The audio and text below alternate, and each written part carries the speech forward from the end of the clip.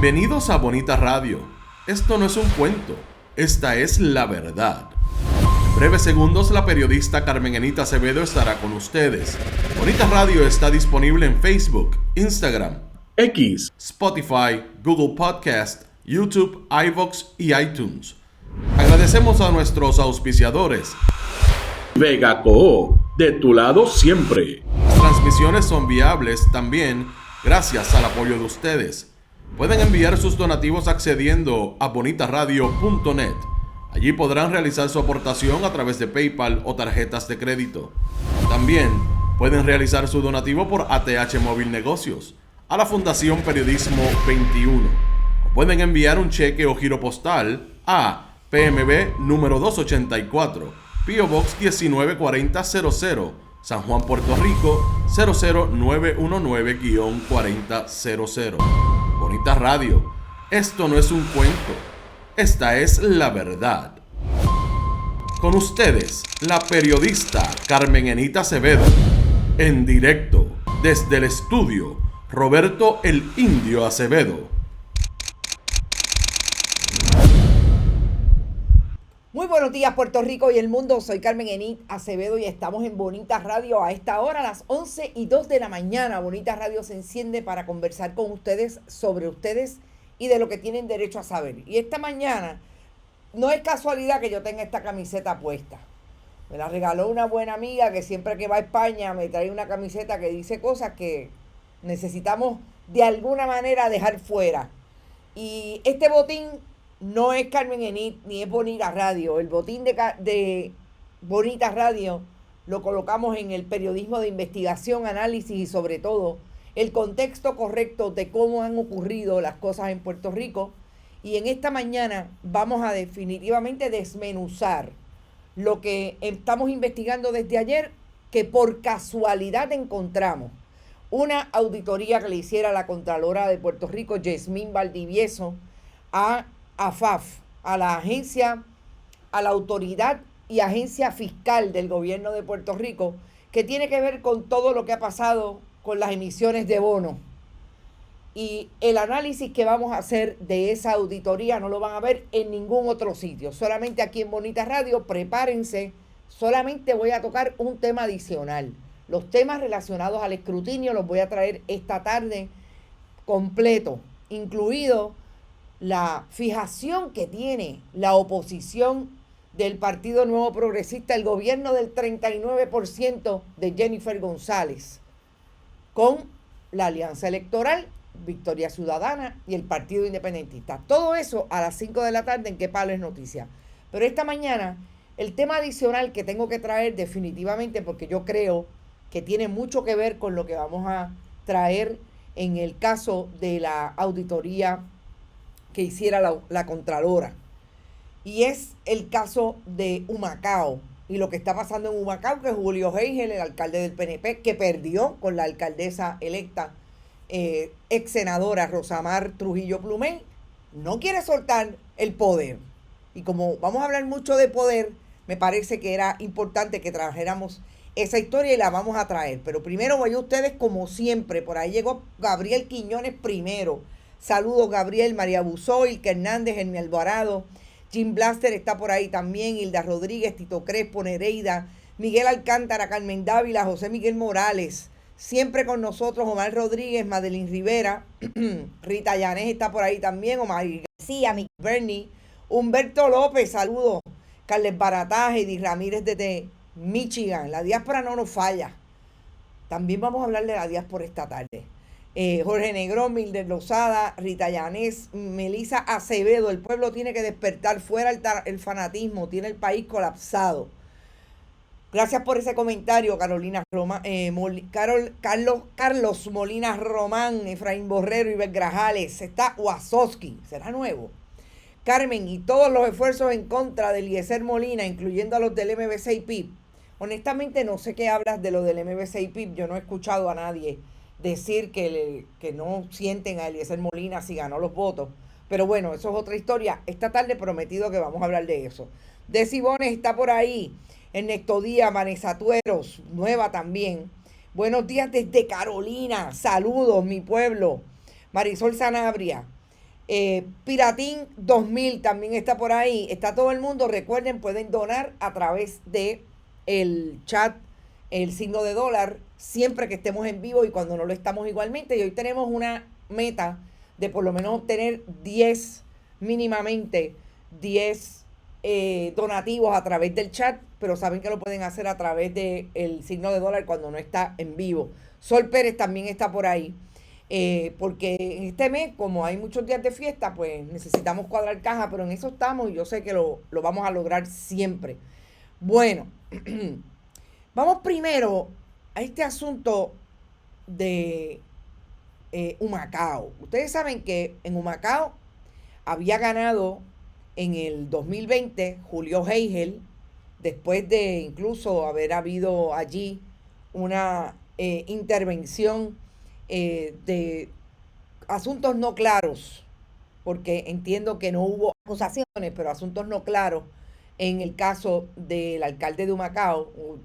Bueno, quizás me estoy equivocando, pero bueno, sé que perdió el Partido Popular.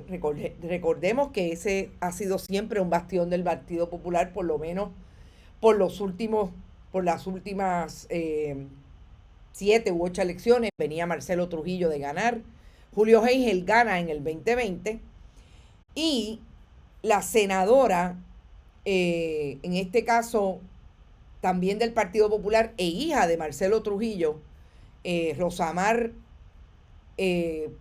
Trujillo Plumey, se alzó con la victoria después de estar en el Senado un cuatrienio y correr para la alcaldía de Humacao.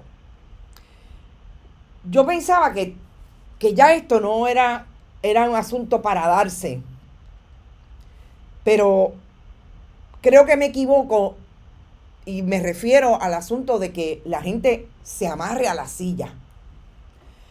Y creo que me equivoco y lo voy a contextualizar precisamente por lo que está ocurriendo a nivel electoral en Puerto Rico en este momento con el Partido Nuevo Progresista y esa mano que está detrás todo el tiempo y quizás muy delante, pero parecería que la administración de la gobernadora electa, como administración con Pedro Pierluisi entre el 2021 y el 2024, tenían cierto poder. Pero a mí me parece que no solamente en la administración, sino en la transición de un gobierno PNP a otro, definitivamente Tomás Rivera Schatz está imponiendo su criterio y manejando los asuntos como él sabe manejarlo, y es que aquí mando yo, y si no, pues yo me llevo el guante y la bola. Pero sobre todo estableciendo la estrategia en la Comisión Estatal de Elecciones, y ayer hablamos mucho de eso. Y yo lo digo porque si no, ¿cómo es posible que un alcalde como Julio Heigel, que aparentemente perdió, ganó Rosamar Trujillo Plumey por muchos votos, esté todavía afincado a la silla? ¿Y qué tuvo que hacer la alcaldesa electa? Tuvo que ir al tribunal, gente, para decirle al tribunal: mire, fulano no quiere abrir el proceso de transición y eso por ley tiene un término. El tribunal le dijo: mire, le voy a dar 24 horas para que se someta a la jurisdicción y explique. 24 horas. Como que, ¿por qué no debo emitir el mandato? Porque en efecto, la alcaldesa electa tiene razón. Usted perdió. Está certificada ella como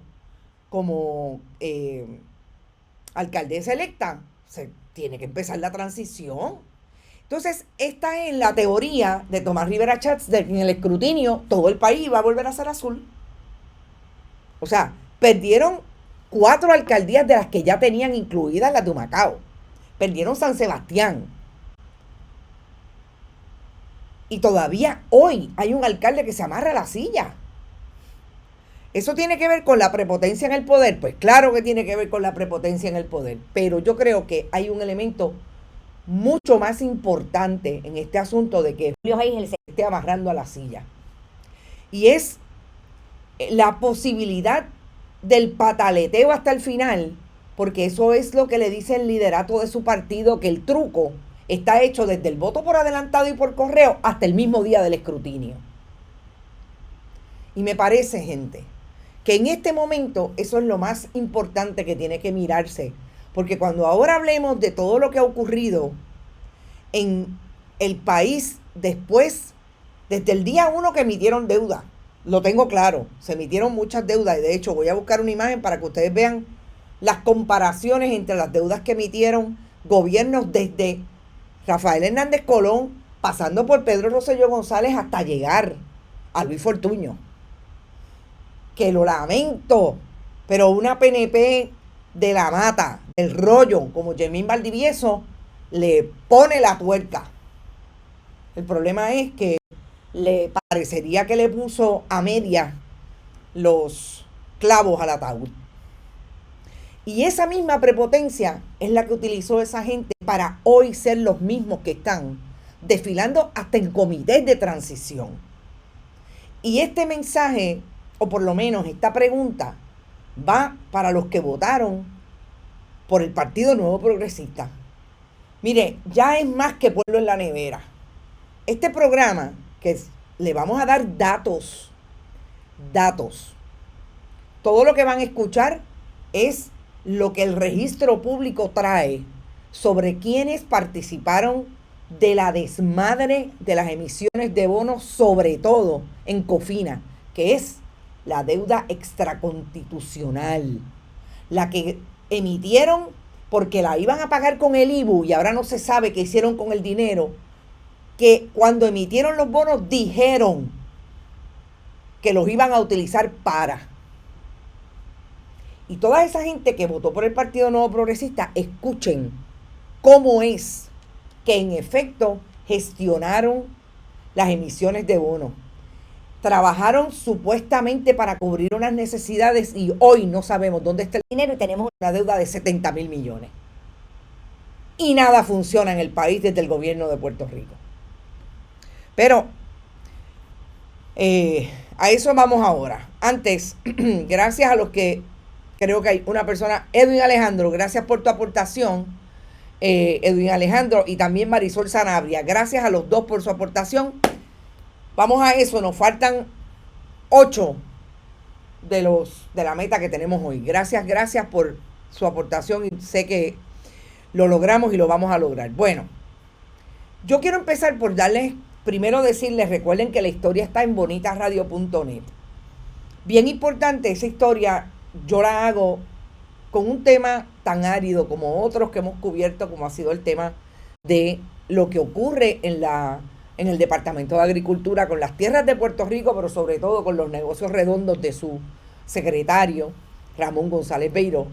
Son historias largas y sobre todo que a veces pueden tener muchos tecnicismos. Y yo trato de ser fiel a los documentos y sobre todo, yo soy fiel a los documentos y aquí hay un documento que se produce desde la oficina de la Contralora. Es un informe de auditoría que tiene mínimamente 157 páginas, pero de las 157 páginas, y eso también me pareció súper interesante, la Contralora hizo algo que no necesariamente hace en otras ocasiones, pero obviamente esta quizás debe ser la auditoría, el informe de auditoría más difícil para emitir para Yemín Valdivieso.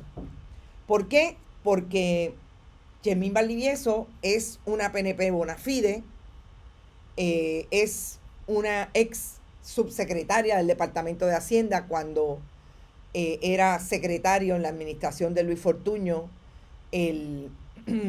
Bueno, ella sustituyó, pero sí, en la administración de Luis Fortuño fue subsecretaria,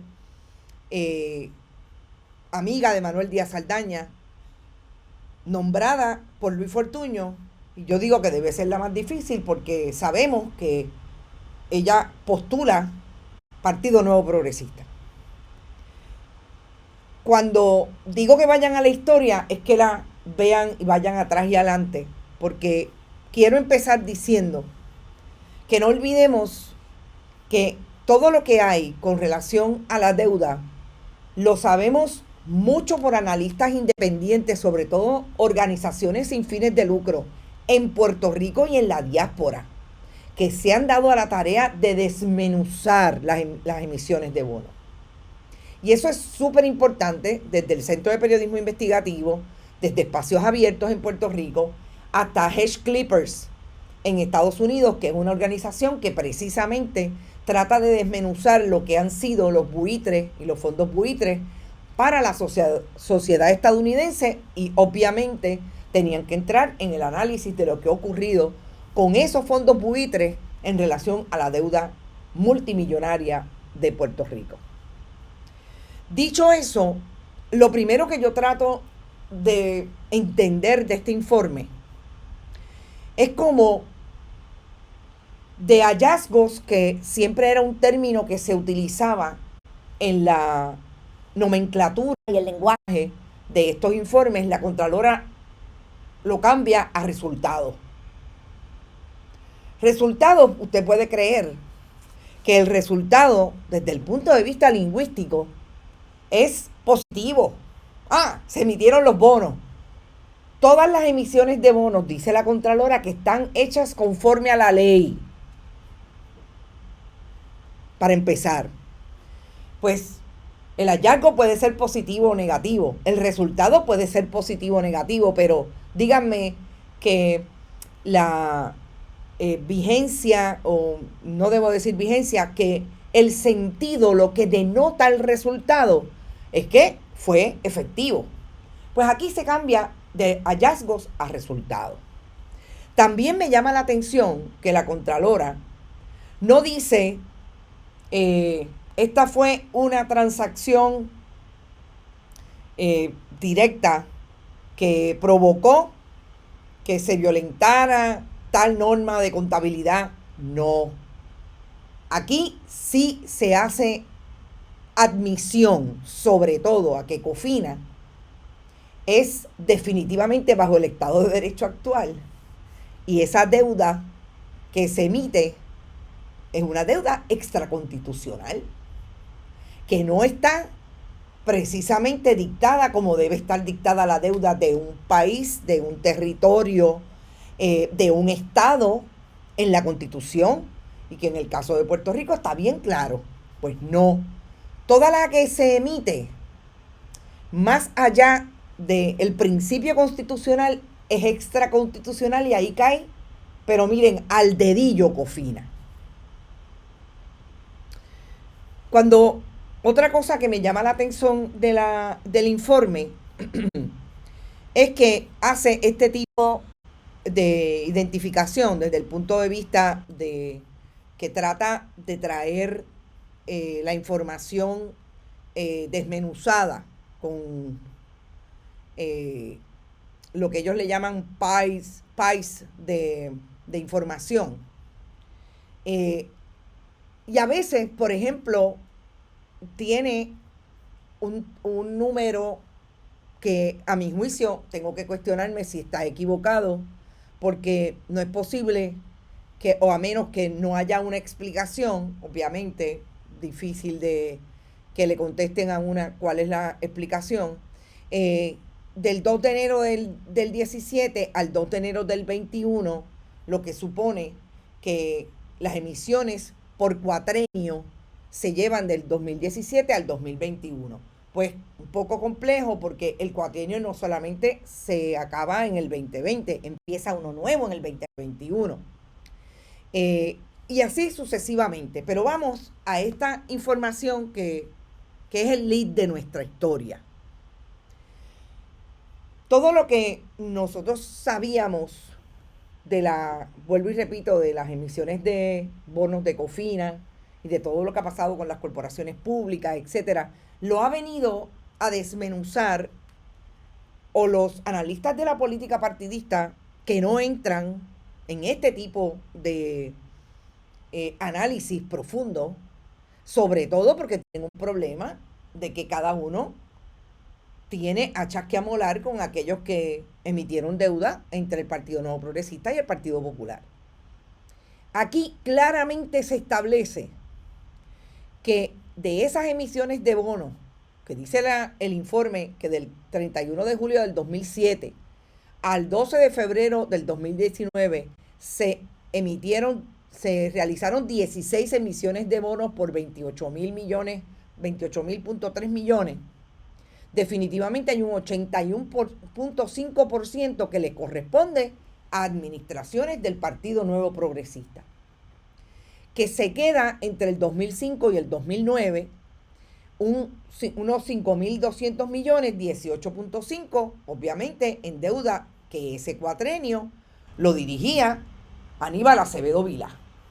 Pero, ¿qué es lo interesante cuando vamos a establecer el asunto de las emisiones de bonos por Cofina?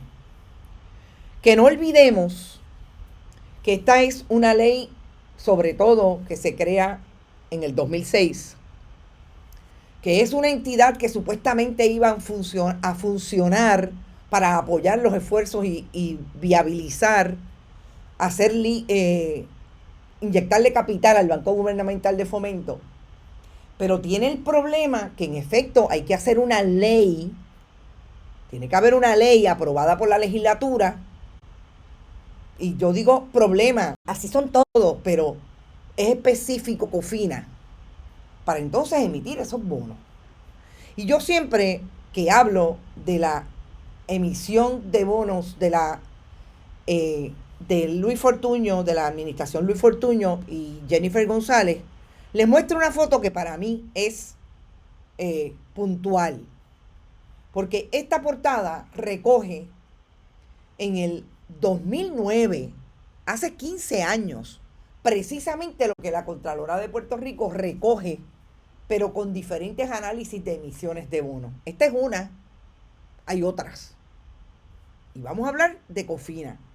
Y ustedes me dirán, ¿y por qué no hay una foto de los presidentes de la legislatura con Aníbal Acevedo Vilá cuando en el 2006 se pasó la ley de Cofina y en efecto se trajo el IBU del 5.5%?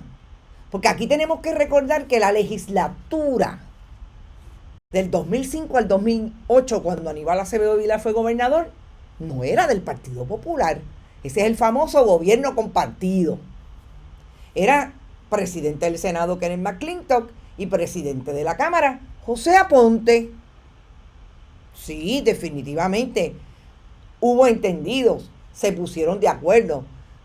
Pero es importante establecer que lo que hizo el Partido Nuevo Progresista a partir del 2009 con Luis Fortuño y el banquete total que tanto hablaba Jorge de Castro Font, no lo pudo hacer el Partido Popular, y eso es una cuestión de hechos.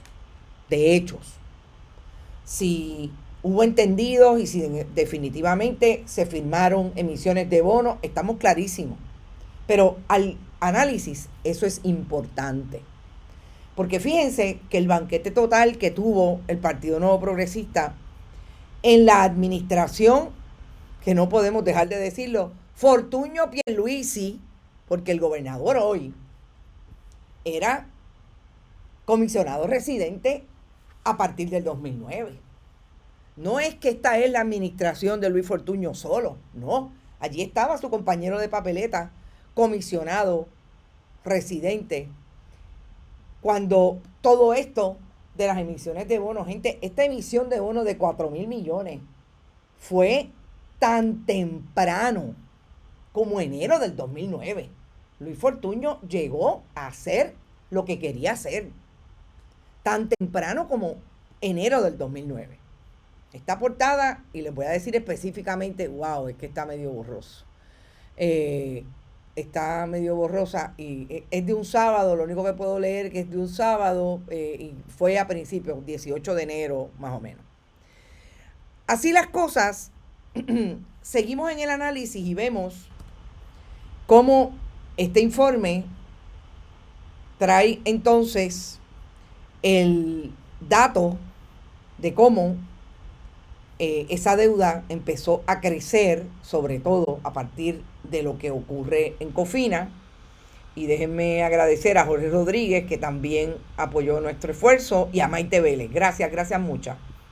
A ambos. Y la Contralora hace, el informe de la Contralora, que yo digo Contralora porque me gusta establecer que ella es la Contralora. No sé cuándo van a cambiar el nombre y posiblemente no lo cambien, sobre todo con una administración que aunque vaya a ser de una mujer me parece bastante misógina. Pero la Contralora obviamente es la que firma el informe, aun cuando este informe y este análisis lo hacen sus auditores y obviamente traen finalmente el producto final.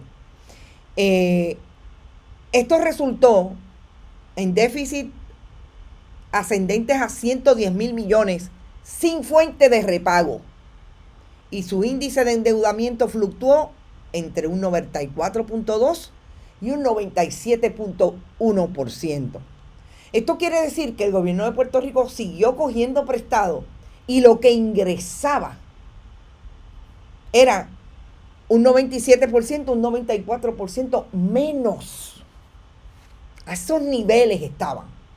Como me decía una persona esta mañana, con esos números no hay manera que nadie pueda trucar este informe. Y es bien importante decir lo siguiente. Ustedes han escuchado y han visto a la Contralora de Puerto Rico hablar sobre asuntos que tienen que ver con todos los esfuerzos que ella hace y que ella le da adiestramiento a la gente y que ella ahora está haciendo campañas, etcétera, etcétera. La Contralora bajó públicamente este informe el pasado domingo. No fue ayer fue que yo lo vi. El pasado domingo. El pasado domingo incluso después encontré una historia con una compañera que tiene un blog de negocios, 5 millas, la compañera Luisa García Pelati, lo publicó el domingo. Una historia básicamente sin análisis sobre, la noticia, diciendo fuentes de repago, etcétera, etcétera. Pero en otro momento la Contralora, y lo hemos visto porque no es porque queramos comparar chinas con botellas, no, tenemos que comparar lo que la Contralora ha hecho cuando emite informes incluso del Departamento de Hacienda. Hace un comunicado y se lo envía a los medios. Este no. Este pasó sin pena y sin gloria. Y si pasa sin pena y sin gloria, que yo es lo que creo siempre de este tipo de información, usted puede estar seguro que nadie lo va a publicar porque a los medios tradicionales no les interesa publicar esto. Y mucho menos ahora que están en la pelea de si, posicionando la pelea de si el PIB va a pelear con Victoria Ciudadana o viceversa por lo que puede pasar o lo que ellos vayan a hacer con relación al 2028. Dicho eso, fíjense lo que la Contralora publica hoy. Esto es una digresión, pero me parece importante. Publica hoy una loseta de información publicitaria en sus redes sociales que establece prudencia en el gasto público es tener control presupuestario. Esto implica preparar y remitir a las entidades concernidas, incluida la Asamblea Legislativa, los informes requeridos por ley dentro del límite establecido. Contralora, yo dije en el titular de esta historia y de este análisis de información que iba a traer ahora, que a mí me parece que es una muestra de cinismo de mal gusto. ¿Cómo es posible que usted le diga al país mínimamente lo que ha tenido que corroborar por la información que tuvieron ante ustedes, los auditores, y ante usted porque usted lo vio finalmente? Y usted sabe de números, yo no sé nada. Yo tengo que estudiar, créame. Desde ayer estaba estudiando muchísimo para hacer una historia que la gente pudiera entender. Porque si no la entiendo yo, es problemático para yo poder comunicar. ¿Y cómo es posible que usted, que no le dijo al país en una conferencia de prensa, que no se lo dijo en un comunicado, que solamente lo dejó, pero mire, peor que en la noche? Para que, pues, si tú buscas ahí, lo encuentras. ¿Y cómo le dice hoy que hay que tener prudencia con el gasto público? Yo le envío la siguiente pregunta. La gente suya, su ex gobernador Luis Fortuño, tuvo prudencia con el gasto público. Una de las cosas más importantes que dice este informe es que en este momento no van a establecer, ese informe no lo establece, ¿Qué pasó con el dinero que se cogió en esa deuda extraconstitucional y en las emisiones de bonos de Cofina? Si se utilizaron precisamente para lo que dijeron que se iba a utilizar. Hoy, ese informe dice que eso va a pasar más adelante.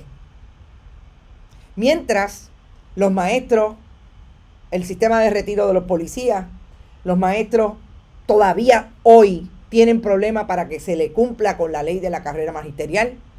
Le cambiaron el retiro al punto de que hay maestros que se tienen que quedar hasta 45 años para poder jubilarse. Si quieren llevarse algo más o menos, porque como quiera es mala la pensión de los maestros. Tenemos a los meseros y a los jóvenes del país teniendo que irse porque no hay trabajo para remunerar, pero hay contratos para los amigos del alma.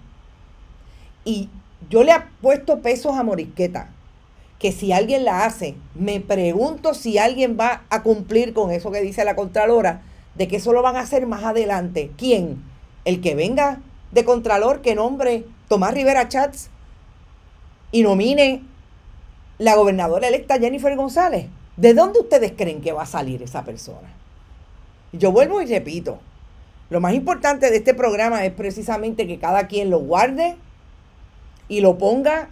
Es más, mire, póngalo en el playlist de su podcast.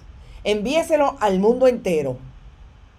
Porque ahora vamos a hablar de quién es quién y quiénes han sido desde el día 1 los que se han beneficiado participando de las emisiones de bono. Participando de las emisiones de bono. Lo que no les dice la Contralora es quién es quién en el organigrama de la Dirección Ejecutiva de Cofina, de la Junta de Cofina, del Banco Gubernamental de Fomento, de la Autoridad de Energía Eléctrica, porque aquí hay un análisis completo de las emisiones de bono y cómo quedó en la prangana la Autoridad de Energía Eléctrica después de las emisiones de bono que le hiciera la administración Fortuño entre el 2009 y 2011 a la Autoridad de Energía Eléctrica. La Autoridad de Edificios Públicos, la Autoridad de Puertos, la Autoridad de Carreteras. Todo eso está en este informe. Y hay un dato sobre el asunto de la Autoridad de Energía Eléctrica que sí quiero dar porque me parece importante que lo tengan y es un párrafo, vuelvo y repito, traté de ser bien concisa y citando todo el tiempo el informe, porque el informe hace algo también bien bueno, que trata de justificar, pero lo trata de justificar que todas las casas acreditadoras, Moody's, entre otras, y Standard & Poor's, dijeron que no había ningún problema. Y cuando yo digo que trata de justificar, es que lo pone ahí como quien dice, bueno, pues si aquellos que son los que saben dijeron que no había problema. Vamos a ver lo que dijeron lo que hicieron en el caso de energía eléctrica. Como les digo, hay una cita importante que es el párrafo 3 de la historia, donde el informe de la Contralora establece por qué a base del Estado de Derecho se concluye que aunque la imposición del IVU es parte de los poderes de imponer contribuciones del ELA, Cofina no es considerado parte del margen prestatario del ELA del 15% que se establece en la Constitución. Esto es debido a que Cofina no es una obligación directa que compromete la buena fe, el crédito y el poder de imponer contribuciones del ELA. Este Estado de Derecho permite que no toda contribución impuesta llegue al Fondo General. Eso es lo más importante. Incluso permite que se utilice para otros propósitos, ya sea de entidades públicas que no estén relacionadas con el pago de obligaciones directas que comprometen el crédito del ELA. Es que realmente, gente, fuerte. ¿Qué pasó entre el 2007 y el 2019? Bonos por 28,000, como ya les dije, 39,000, 39.1% corresponden al cuatrienio de Luis Fortuño y la legislatura de Tomás Rivera Schatz y Jennifer González. Del 2017 al 2019, Rivera Schatz y Carlos Johnny Méndez en la Cámara permitieron la emisión de 12.000 en deuda, 42.5 del total. En el cuatrienio de Aníbal Acevedo Vilá, según el informe, se endeudó el país mediante Cofina en un 18% o 5.000 millones. Específicamente, como les dije, José Aponte era el presidente de la Cámara, Kenneth McClintock era el presidente del Senado.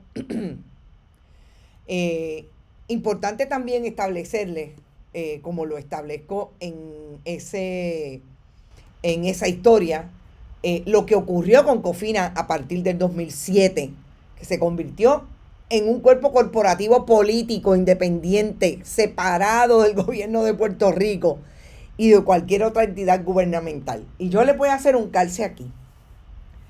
Ustedes recuerdan que ahora mismo una de las cosas que hizo la legislatura de Tomás Rivera Chats y de Carlos Johnny Méndez, y es que definitivamente todo encuentra una estrategia detrás. Carlos Johnny Méndez y Tomás Rivera Chats convirtieron en lo que se llamaba el barril de tocino en un fondo a través del Departamento de Agricultura.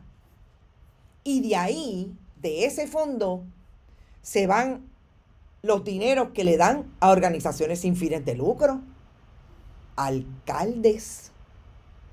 ¿A nombre de quién? De los legisladores que están allí. ¿No se parece eso a lo que hicieron con Cofina? ¿No se parece? Ahí les dejo esa pregunta. Sobre los ingresos propios. Y esto también es brutal. El Banco Gubernamental de Fomento tuvo pérdidas operacionales acumuladas por 6.600 millones y fondos insuficientes para sus actividades corporativas. La emisión de bonos más grandes del BGF por cuatrenio vuelve a ser de Luis Fortuño. 9.600 millones por un lado, 73%. Del 2013 al 2016, Alejandro García Padilla, 1.000 millones para un 7% y Acevedo Vilá, 2.000 millones para un 20%. Cuando vamos a examinar esto, ahí es donde están los 4.000 millones famosos.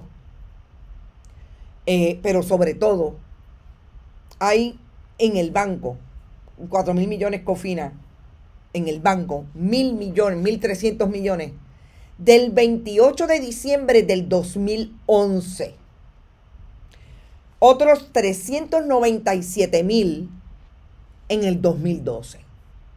Específicamente, escuchen lo que dice el informe de la Contralora.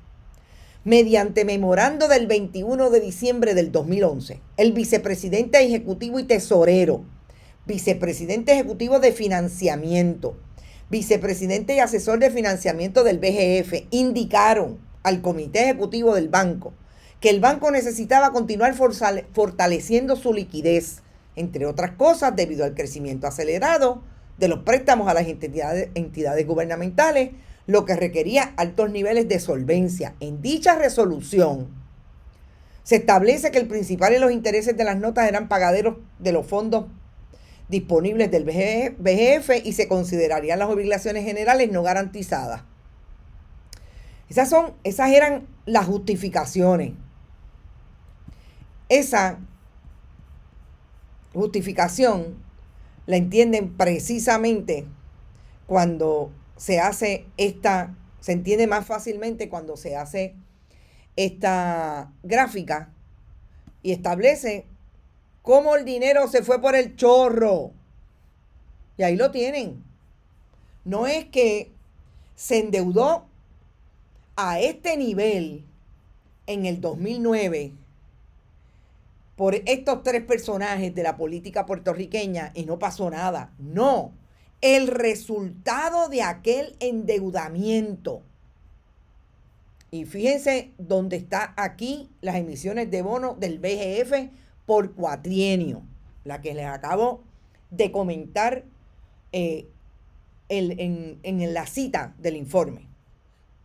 Lo que ocurrió en el cuatrienio del 2009 al 2012, Luis Fortuño y Pedro Pierluisi, gobernador y comisionado residente, repercutió definitivamente en el 2013 Y cuando llegó la administración del Partido Popular, que entonces tenía Cámara y Senado, esto fue lo que ocurrió. Se endeudó a unos niveles tal que no había dinero para pagar nada. Una de las citas increíbles de este informe es que dice que lo que se le prestó a entidades públicas como a municipios y a entidades privadas no tenía manera de cobrarse en el Banco Gubernamental de Fomento porque se prestó y no tenían fuentes de repago. Gente, esto no lo digo yo, esto lo dice ese informe. Una PNP como la Contralora Yasmín Valdivieso, que no le quedó de otra. Porque obviamente ella también se debe a sus auditores. Y yo estoy segura que hay auditores que hacen y que tienen que ver esto y de qué manera se gastó el dinero del pueblo. Y hacen el trabajo que tienen que hacer y deben estar hartos de ver los niveles de corrupción que hay en este país. Y de malgasto y de negligencia.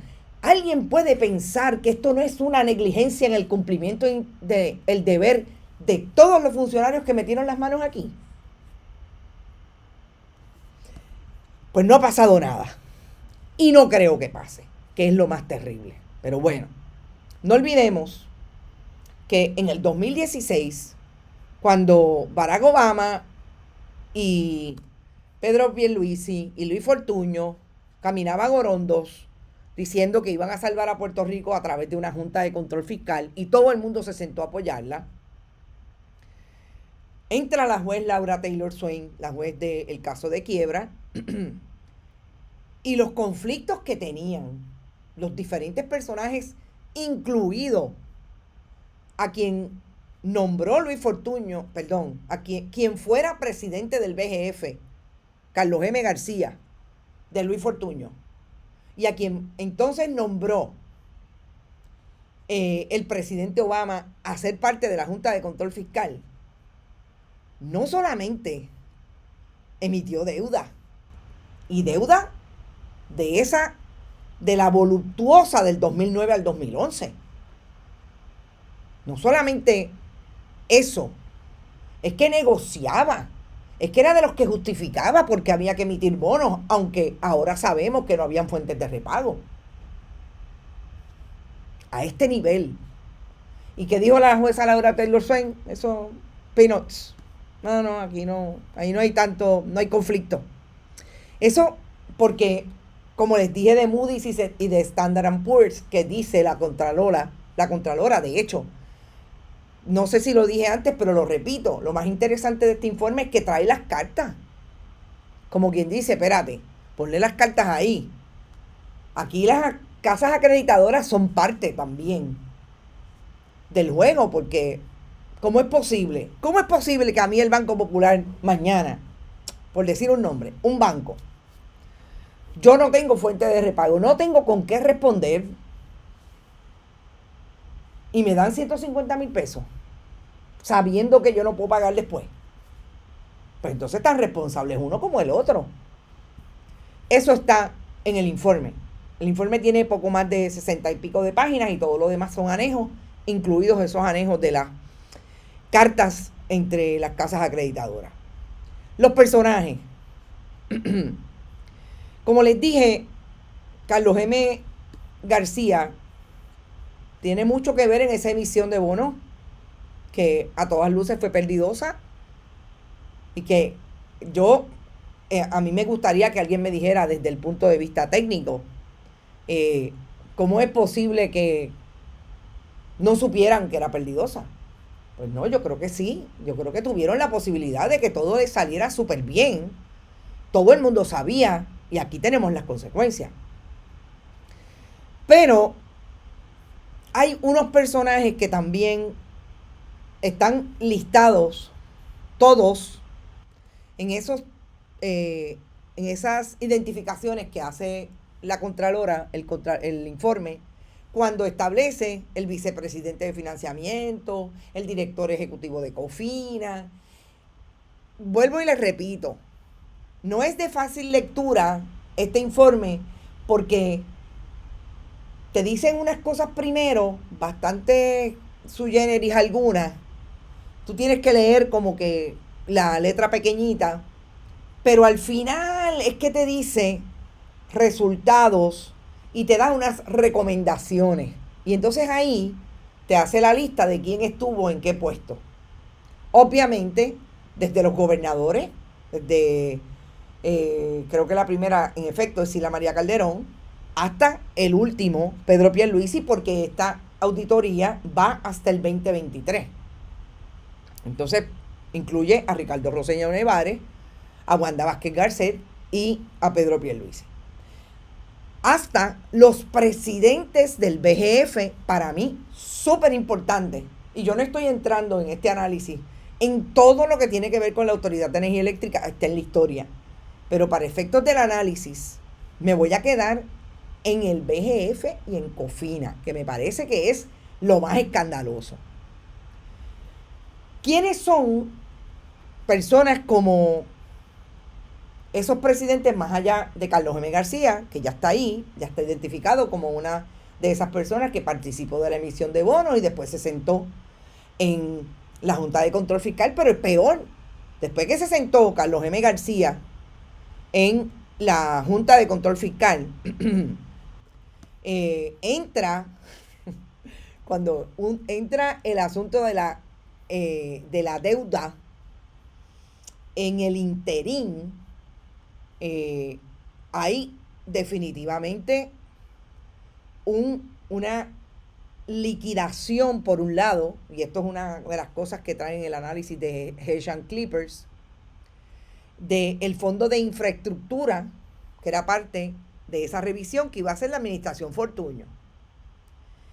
En todo eso, en marzo del 2009, se creó, obviamente, CAREF, que era aquel esfuerzo que supuestamente iba a atender las propuestas para estabilizar el plan de fiscalización, de estabilización fiscal, para proporcionar liquidez al banco, etcétera, etcétera. Pero ¿para dónde ustedes creen que fue a trabajar cuando salió del Banco Gubernamental de Fomento? Carlos García. Pues miren, fue a trabajar a Santander. Y Santander participó y tuvo ganancias en relación entre el 2008 y el 2009, porque el BGF vendió 2.8 mil millones de pagaré entre el 2008 y el 2009 y el 2009 y el 2010.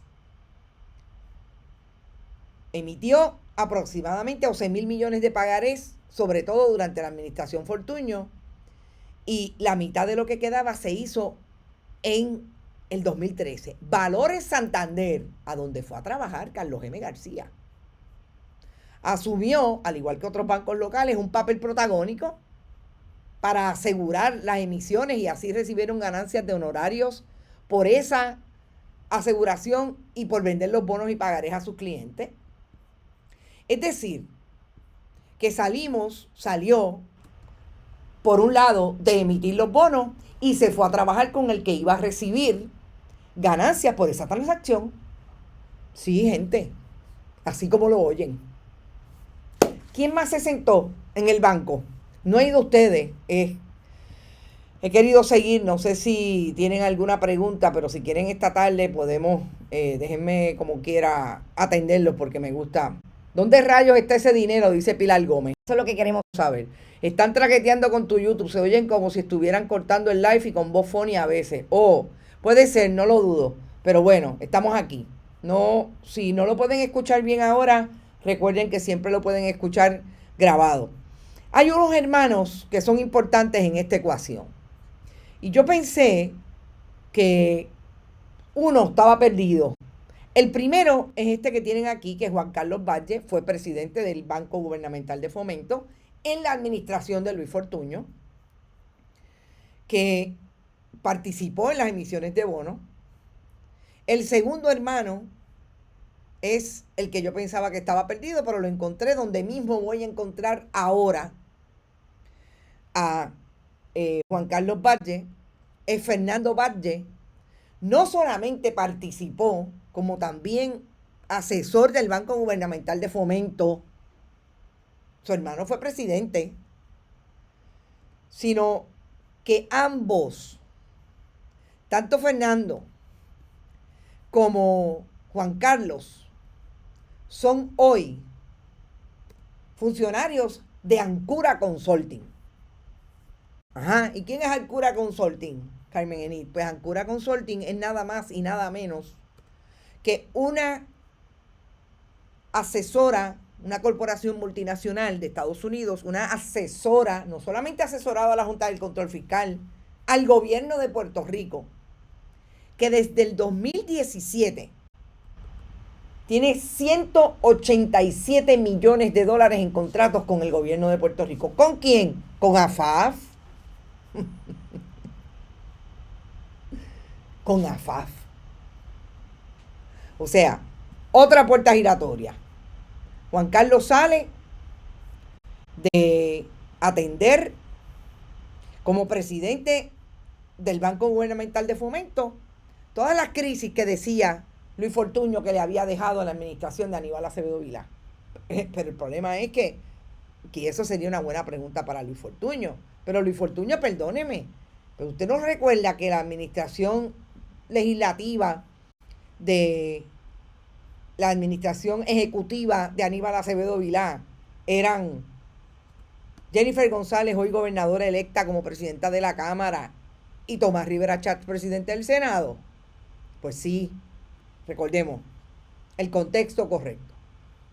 Si ustedes piensan que termina en esos dos hermanos, pues no, pero quizás al tercer hermano lo voy a traer más tarde, porque ese llega al 2024. De hecho, todavía los hermanos Valle, Juan Carlos y Fernando trabajan en Ancura, 189 millones de dólares en contratos con el gobierno de Puerto Rico. Pero vamos a otros personajes que nos llegan al 2024 igualmente y que también trabajan en Ancura. Jorge L. San Miguel. Jorge L. San Miguel también es un ejecutivo de Ancura, es un abogado, también ha participado de la asesoría como parte de Ancura de la reestructuración de la deuda de la Autoridad de Energía Eléctrica. Tienen contratos hoy con la Autoridad de Energía Eléctrica, Ancura, y nada más y nada menos que fue parte del comité de talento de campaña de Luis Fortuño en el 2012. Ajá, sí, en el 28, perdón, el 28, sí. Y ahora, ¿dónde está? En Ancura, con contratos con el gobierno de Puerto Rico. El próximo personaje, miren aquí quién está ahí.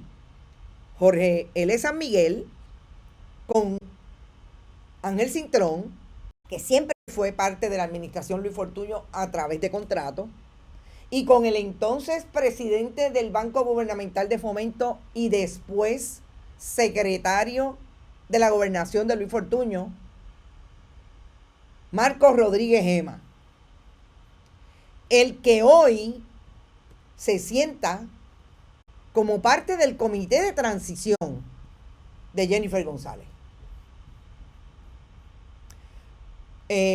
¿Alguien tiene alguna duda de que son los mismos? Yo no estoy diciendo aquí Juanito Turcupey, Juanito Tirado, Carmen Pérez, no. Son los mismos Marcos Rodríguez Gema, son los mismos Tomás Rivera Chatz y Jennifer González, son los mismos Carlos Johnny Méndez, que van a ocupar ambos las presidencias de la Cámara y del Senado del gobierno electo. Son los mismos Rodríguez Gema, que en el caso de Marcos Rodríguez Gema, definitivamente tenemos que recordar, ir tan atrás como la administración de Pedro Rosselló González. Entre 1993 y 1998 fue presidente del Banco Gubernamental de Fomento. fue el arquitecto de la privatización de la Telefónica y del financiamiento deficitario para la reforma de salud de Pedro Rosselló. ¿Dónde está hoy Marcos Rodríguez Gema? Sentado en el comité de transición como un socio del bufete McConnell y Valdés, recibiendo información de lo que está pasando en el gobierno y dónde están los chavos, sobre todo de la recuperación, que ellos esperan que sean los que puedan tener acceso. Y por último, yo pensaba que eran dos hermanos Valle. No, hay un tercer hermano Valle, Manuel Valle. Y este es interesante porque a este lo podemos ubicar en el mundo de la reconstrucción, del desarrollo, en dos vías.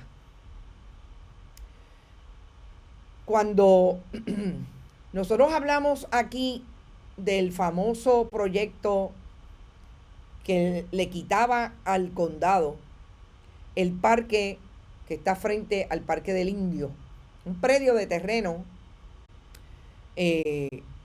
pequeño que era del municipio, pero Miguel Romero dice que no lo sabía y se lo entregó a la autoridad al Departamento de Transportación y Obras Públicas, y el Departamento de Transportación y Obras Públicas se lo vendió a una corporación de desarrollo que lo menos que iba a hacer Krug Property, perdón, este es Rebuilders, este no es, este es el negocio, perdón, Krug Property LLC, de la cual asegura Manuel Valle Hernández era el representante para ir a buscar documentos en relación al proyecto que tenían allí. Pues yo quiero que ustedes sepan que Manuel Valle es el hermano, me imagino que el más pequeño, de Fernando y de Juan Carlos, aquellos que están ligados a todos los fondos en relación a la reestructuración de las deudas, de la deuda, porque son asesores del gobierno central después de haber emitido los bonos. ¿Ok?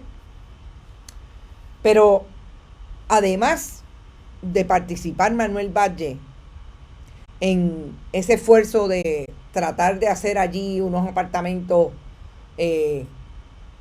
no solamente en el espacio del parque, sino también en otro que compraron.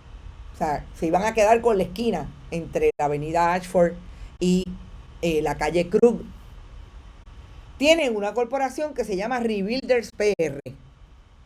Y Rebuilders PR es nada más y nada menos que una corporación que le da servicios al Departamento de la Vivienda. Lo menos que ha tenido en contratos con el Departamento de la Vivienda, Rebuilders, que vuelvo y repito, es de Manuel Hernández, y aquí está Valle Hernández, y aquí está el documento del Departamento de Estado.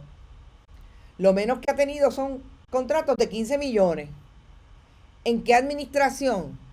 En la administración de Ricardo Rosselló Nevares, porque estos son los que supuestamente iban a reconstruir las propiedades que dejó inservibles el huracán María y el huracán Irma. Estos son fondos de la recuperación totalmente, CDBGR. Contratos de 50 millones del 2019 al 2022, Ricardo Rosselló Nevares, Pedro Pierluisi Urrutia. Y del 2024, firmaditos entre enero y agosto del 2024, contratos que llegan al 2026 al 2027, pues este muchacho tiene nada más y nada menos que 45 millones de dólares en contratos con el gobierno.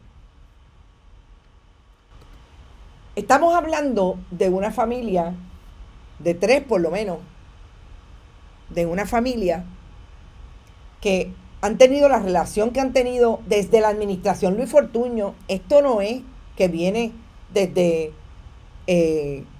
Luis Ferré, Carlos Romero Barceló para acá. No. Estamos hablando desde la administración Luis Fortuño 2009, participando en el servicio público para irse a colocar en estos negocios que precisamente ya ellos tuvieron, además de haber emitido deuda, ya ellos tuvieron el contacto necesario para saber a dónde ir a buscar. Y todo el mundo, unos se dedican a construir casas, a rehabilitar casas, y todo el mundo vive de la chequera del pueblo de Puerto Rico. Yo les decía en principio que me parecía que tenía que hablar del caso de Humacao, porque lo que había ahí y lo que hay en el caso de Julio Ángel es mucha de la actitud de entender que pueden salirse con la suya. Yo no sé si nosotros vamos a ver que algo pase desde el punto de vista de rendición de cuentas con los personajes que metieron las manos en la deuda de Puerto Rico. Pero a mí me parece que cualquier servidor público que se respete, y me parece que ese es el problema que tiene Jennifer González para escoger gente.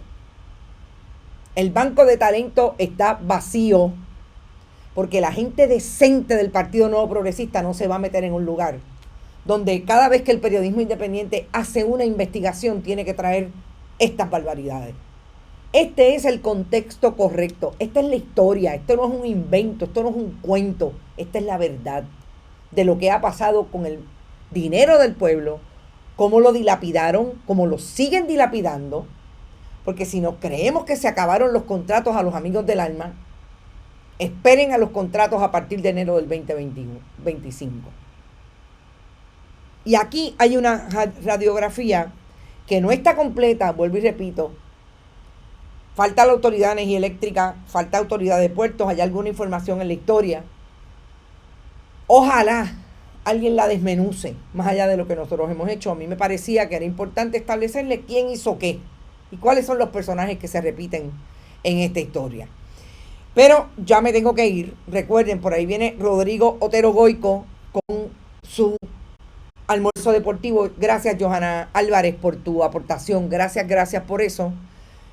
Vayan a ese signo de dólar, lo que puedan contribuir. Seguimos hasta mañana. No sé si haya programa a las 5, pero pueden estar seguros que a las 8 de la mañana vamos a estar aquí.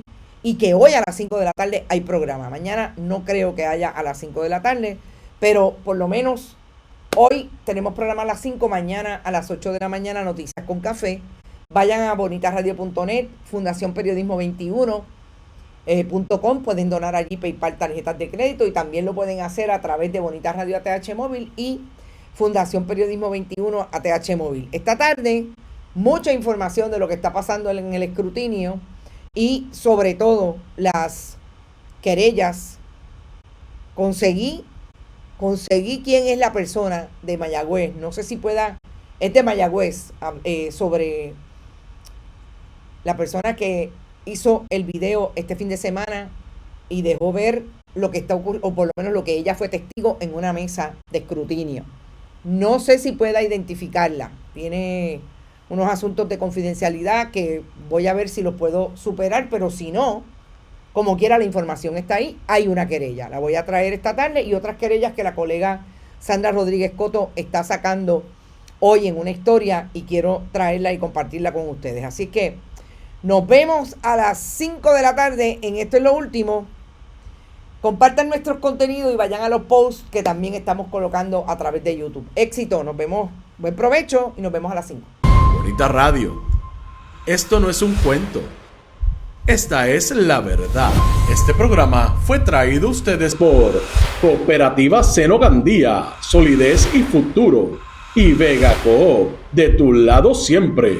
Y no olvide que puedes realizar sus donaciones a través de ATH Móvil en la sección de negocios como Fundación Periodismo 21. O puede acceder a nuestra página de internet bonitasradio.net y donar a través de PayPal o tarjetas de crédito. También puede enviar cheques o giros postales a nombre de la Fundación Periodismo Siglo XXI, PMB 284, P.O. Box 194000, San Juan, Puerto Rico 00919-4000. Bonita Radio, esto no es un cuento, esta es la verdad.